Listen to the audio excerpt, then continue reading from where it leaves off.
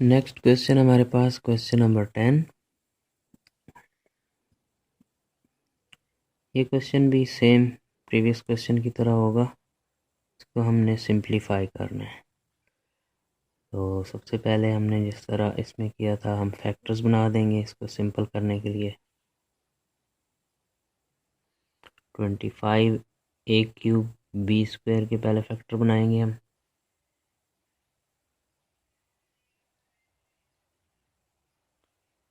तो ये हमारे पास आएगा 25a multiply by a square b square.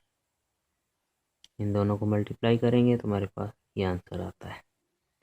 अब 14a स्क्वायर b की पावर 4 इसके फैक्टर्स बनाएंगे हम।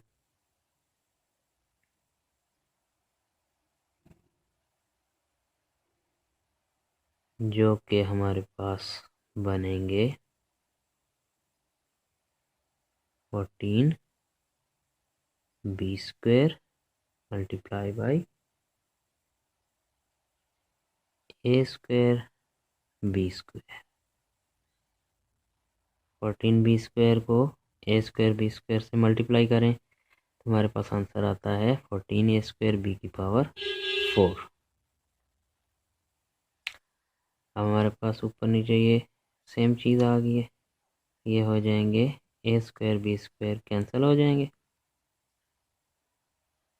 आंसर हमारे पास सिंपलेस्ट फॉर्म में आ गया 25a divided by 14b square.